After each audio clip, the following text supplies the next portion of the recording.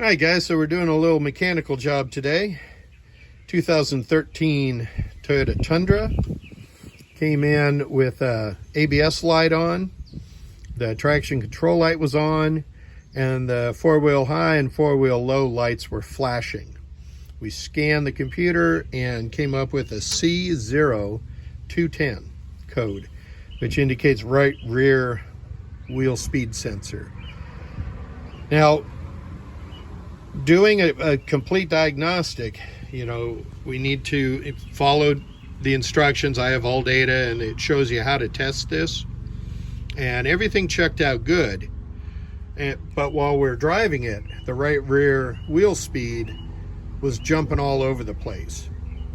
We're doing 25 miles an hour and it would go to 2 and back up to 25 and then to 7 and just all over the place. So I figured I'd make this quick video because there's literally nothing on the interwebs about this. Now, this is what we found. This isn't guaranteed what every C0210 code could be. It could be the sensor, it could be the wiring. So, do your due diligence and do a complete diagnostic. We're not just parts changers. We do a complete diagnostic. So with that said, I've got a couple of things that I found. So inside the axle, you can see down in the reluctor wheel, let me get my little pointer, down on the reluctor wheel, you can see all those little metal shavings. So obviously that wheel bearing's probably bad. So yeah, that wheel bearing's smoked. So I wanted to, tell you, so the sensor bolts in here. There's a 10 millimeter headed bolt. It's actually a stud with a nut, but every one I've ever done, the stud comes out with it.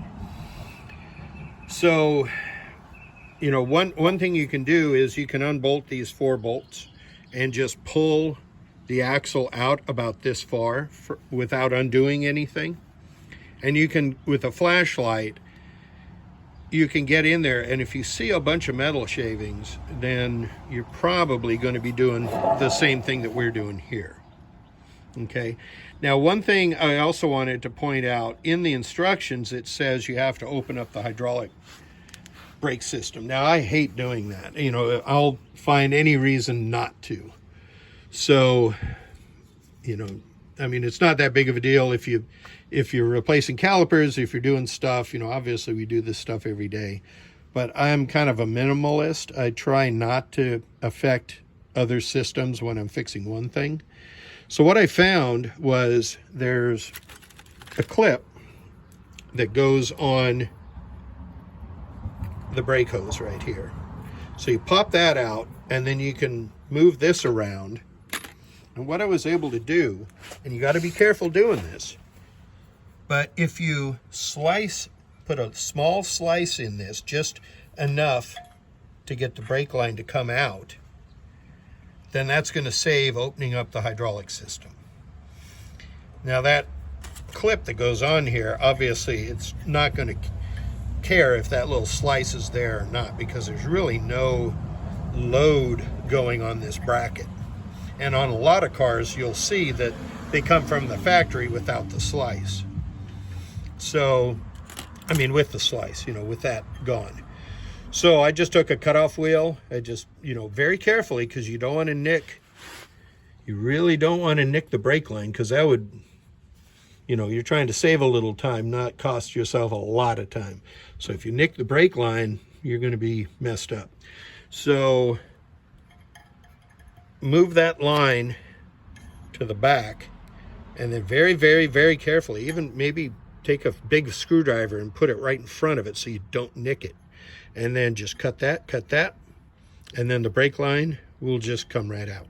And then you can take this off. You got to take the parking brake off also, but that's just doing brakes. So you guys should know how to do that stuff.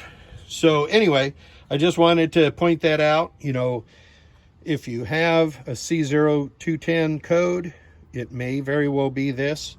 Now, If it's a left rear, I'll post in the description what that code would be. It wouldn't be a 210, but it would be another similar code, and it would be indicating the left rear. The fronts are completely different because they're sealed wheel bearings. So if you get a C210 and you want to try to figure it out, you can always look at the sensor, but you should also make sure that that wheel bearing's not going bad. Now, driving this thing, I couldn't tell. I mean, he's got big off-road tires on this, so maybe that was kind of hiding the sound, but usually when you got a rear axle bearing, it'll really talk to you while you're driving. And this one, not so much. So anyway, I just wanted to point those two things out about, make sure you check the bearing and that little shortcut on getting the brake line out. All right, guys, so thanks for visiting my channel, and if this helped you, give me a thumbs up down below, give me a like, and I'll catch you in the next one.